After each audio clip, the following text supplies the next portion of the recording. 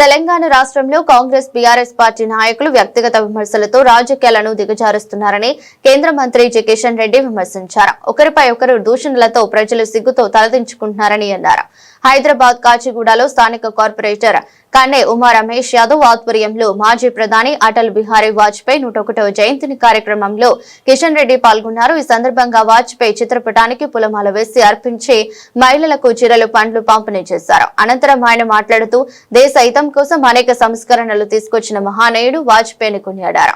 దేశ భద్రతకు పెద్దపీట వేశారని గుర్తు చేశారు. విమర్శలకు తావు లేకుండా అందరి మన్ననలు పొందిన గొప్ప నాయకుడు వాజ్పేయి అని అన్నారు. నేటి రాజకీయ నాయకులు వాజ్పేయి ప్రసంగాలు వినాలని సూచించారు. కాంగ్రెస్ బీఆర్ఎస్ నాయకుల దూషణలకు మేధావి వర్గం ఖండించాలన్నారు. అలాంటి నాయకులను బహిష్కరించాలని కిషన్ రెడ్డి పిలుపునిచ్చారు. మిత్రులందరికీ నమస్కారం. మన భారతరత్న దేశానికి ప్రధానమంత్రిగా అనేక సేవలు అందించినటువంటి మహానుభావుడు శ్రీ అటల్ బిహారీ వాజ్పేయి గారు 3 సార్లు ప్రధానమంత్రిగా బాధ్యతలు చేపట్టి అనేక విషయాలలో దేశ హితం కోసం నిర్ణయాలు తీసుకున్నటువంటి మహానుభావుడు, అజాతశత్రువు, అనేక రకాల సంస్కరణలు తెచ్చినటువంటి మహానుభావుడు, దేశ ఆర్థిక వ్యవస్థను గాడిన పెట్టినటువంటి వ్యక్తి, మరి దేశంలో ఉగ్రవాదాన్ని అరికట్టడం కోసం కఠినమైన నిర్ణయాలు తీసుకున్నటువంటి వ్యక్తి. అలాంటి మహానుభావుని యొక్క 101వ జన్మదిన ఉత్సవాలను దేశమంతా నిర్వహిస్తూ ఉన్నాము. కేంద్ర ప్రభుత్వము, రాష్ట్ర ప్రభుత్వాలు, అనేక సామాజిక సంస్థలు కూడా ఈ కార్యక్రమాలు నిర్వహిస్తూ ఉన్నాం. సంవత్సరం పాటు, గత సంవత్సరం డిసెంబర్ 25 నుంచి 25 వరకు కూడా సంవత్సరం పాటు అనేక కార్యక్రమాలు మేము కేంద్ర ప్రభుత్వం తరఫున చేపట్టడం జరిగింది. అందులో భాగంగా ఈరోజు కాచిగూడ డివిజన్లో మరి మా యొక్క శానిటేషన్ సిబ్బందికి చీరల పంపిణీ కార్యక్రమం పెట్టుకోవడం జరిగింది. ముఖ్యంగా వాజ్పేయి గారు ఈ తరం ఎవరైతే రాజకీయ నాయకులు పనిచేస్తూ ఉన్నారో, రాజకీయాలలో రావాలనుకుంటున్నారో వాళ్ళు ఆయనను స్ఫూర్తిగా తీసుకొని పనిచేయాల్సిన అవసరం ఉంది. ఆయన ఆదర్శంగా తీసుకొని పనిచేయాల్సిన అవసరం ఉంది. వాజ్పేయి గారు ఏ రోజు కూడా ఏ ఒక్క రాజకీయ ప్రత్యర్థిని పల్లెత్తు మాట అనకుండా సమస్య పైననే మాట్లాడేటువంటి వ్యక్తి. ఆ రకంగా తనకంటూ ఒక స్థానాన్ని సంపాదించుకున్నటువంటి మహానుభావుడు అటల్ బిహారీ వాజ్పేయి గారు. ఈరోజు దేశ రాష్ట్ర రాజకీయాలలో ఏ రకంగా రాజకీయ పార్టీలు వ్యవహారం చేస్తూ ఉన్నాయి, ప్రత్యర్థుల మీద విమర్శిస్తున్నప్పుడు ఏ రకమైనటువంటి భాష ఉపయోగిస్తున్నారు, ఏ రకంగా మరి కులాలను అదేవిధంగా కుటుంబాలను ఏ రకంగా విమర్శిస్తున్నారో మనం చూస్తూ ఉన్నాము. ఈరోజు రాజకీయాల్లో చాలా కీలకమైన పాత్ర అంటే ప్రత్యర్థులను విమర్శించడమే, అవమానం చేయడమే, మరి పార్లమెంటరీ భాష వ్యతిరేకంగా మరి అసభ్యమైనటువంటి భాషను ఉపయోగించడమే రాజకీయాలు అనుకుంటున్నారు. ఆ రకంగా ఉపయోగించిన నాయకులే మంచి నాయకులుగా ఈరోజు కొంతమంది భావిస్తూ ఉన్నారు. ఇది చాలా దుర్మార్గం. ఇది మాకు అటల్ బిహారీ వాజ్పేయి గారి స్ఫూర్తి. ఆయన అడుగుజాడల్లో నడుస్తూ ఉన్నాం. ఏ రోజు కూడా నైతిక విలువలకు వ్యతిరేకంగా ఆయన ప్రవర్తించలేదు. ఒక్క ఓటుతో కేంద్ర ప్రభుత్వాన్ని, ప్రధానమంత్రి పదవిని వదులుకున్నటువంటి మహానుభావుడు అటల్ బిహారీ వాజ్పేయి గారు. ఈరోజు మనం చూస్తూ ఉన్నాం.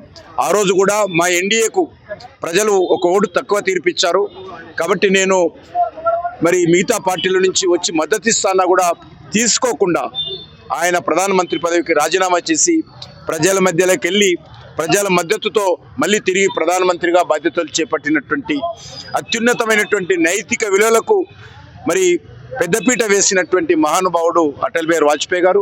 ఆయన హయాంలో మన హైదరాబాద్ నగరంలో పేద ప్రజల కోసం వాల్మీకి అంబేద్కర్ ఆవాస్ యోజన అనేటువంటి ఇళ్ల పథకాన్ని మన తెలంగాణలో లాల్ బహదూర్ స్టేడియంలో దేశవ్యాప్త కార్యక్రమానికి ఇక్కడే శ్రీకారం చుట్టారు. ఈరోజు మన హైదరాబాద్లో ఎక్కడ చూసినా డబుల్ బెడ్రూమ్ ఎక్కడ ఉండవు, కానీ వాజ్పేయి గారి హయాంలో కట్టినటువంటి వాల్మీకి అంబేద్కర్ ఆవాస్ యోజన ఇల్లు కనిపిస్తాయి. ఈరోజు జాతీయ రహదారులు ప్రారంభించింది అటల్ బిహారీ వాజ్పేయి గారు. గ్రామీణ ప్రధానమంత్రి సడక్ యోజన ఏదైతే ఉన్నదో ప్రారంభించింది అటల్ బిహారీ వాజ్పేయి గారు.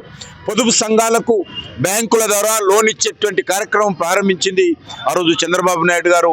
అదేవిధంగా అటల్ బిహారీ వాజ్పేయి గారు ప్రధానమంత్రిగా ఉన్నప్పుడు మన ప్రారంభం జరిగింది. ఆ రోజు 1,00,000, 2 లక్షలు ఇచ్చేటువంటి పొదుపు సంఘాలకు ఈరోజు మోడీ గారి నాయకత్వంలో 20 లక్షల వరకు కూడా పొదుపు సంఘాలకు ఈరోజు బ్యాంకు రుణాలు ఇస్తా ఉన్నాం. సర్వశిక్ష అభియాన్ పేరుతో ప్రభుత్వ పాఠశాలలో మౌలిక వసతులకు పెద్దపీట వేసింది అటల్ బిహారీ వాజ్పేయి గారు. అంతేకాకుండా మరి పాకిస్తాన్ మన మీద మరి దాడి చేసి మన భూభాగాన్ని స్వాధీనం చేసుకుంటే కార్గిల్ యుద్ధంలో మన సైనికులందరూ కూడా ధైర్యం చెప్పి పాకిస్తాన్ ఏకాకి చేసి పాకిస్తాన్ మీద విజయం సాధించడంలో కీలక పాత్ర పోషించినటువంటి మహానుభావుడు అటల్ బిహారీ వాజ్పేయి గారు. దేశం అణుశక్తి దేశంగా ఉండాలి అని చెప్పి పోఖ్రాన్లో అణుపరీక్షలు నిర్వహించినటువంటి మహానుభావుడు అటల్ బిహారీ వాజ్పేయి గారు. ఆయన మరి ప్రతిపక్ష నాయకుడిగా ఉన్నప్పుడు, కాంగ్రెస్ పార్టీ ప్రభుత్వం కేంద్రంలో ఉన్నప్పుడు, పివి నరసింహారావు గారు ప్రధానమంత్రిగా ఉన్నప్పుడు దేశం తరఫున ఐక్యరాజ్య సమితిలో మాట్లాడడం కోసం ఒక ప్రతిపక్ష నాయకుడు పంపినటువంటి మరి ఆ విశ్వాసం. ఎందుకంటే వాజ్పేయి గారు ఇతర దేశాలకు వెళ్ళినప్పుడు, దేశం విషయం వచ్చినప్పుడు పార్టీలకు అతీతంగా దేశం గురించే మాట్లాడేటువంటి వ్యక్తి కాబట్టి ఆ రోజు మరి పివి నరసింహారావు గారు మన అటల్ బిహారీ వాజ్పేయి గారి మీద విశ్వాసంతో భారతదేశ ప్రతినిధి బృందానికి నాయకత్వం వహించాలని చెప్పినప్పుడు ఏమాత్రం ఆలోచన చేయకుండా దేశం కోసం ఐక్యరాజ్య సమితికి వెళ్ళి హిందీలో అనర్గళంగా మాట్లాడినటువంటి వ్యక్తి.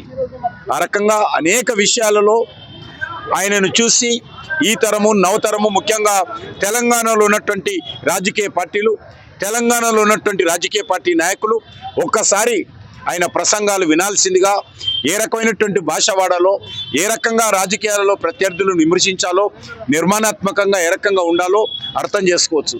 కానీ ఈరోజు తెలంగాణలో రాష్ట్ర రాజకీయాలు దిగజారుస్తూ ఉన్నారు. ఒక దిక్కు కాంగ్రెస్ పార్టీ, మరొక దిక్కు బీఆర్ఎస్ పార్టీ. ఈ రెండు పార్టీలు కూడా రాజకీయాలంటే ప్రజలు అసహించుకుంటున్నటువంటి పరిస్థితి వచ్చింది. ఆ రకమైనటువంటి భాష వాళ్ళ పట్ల, వాళ్ళ కుటుంబాల పట్ల, వాళ్ళ ప్రత్యర్థుల పట్ల ఉపయోగించడం ఏదైతే ఉన్నదో ఇది చాలా దుర్మార్గము. ఇది ఏమాత్రం తెలంగాణకు మంచిది కాదు, తెలంగాణ భవిష్యత్తుకు మంచిది కాదు. ఈ రకమైనటువంటి భాషను తెలంగాణలో ఉన్నటువంటి ప్రజలు, కవులు, కళాకారులు, మేధావులు ఖండించాల్సినటువంటి అవసరం ఉంది. ఇలాంటి రాజకీయ నాయకులను, ఇలాంటి రాజకీయ పార్టీలను బహిష్కరించాల్సిన అవసరం ఉందని చెప్పి నేను మనవి చేస్తా ఉన్నాను.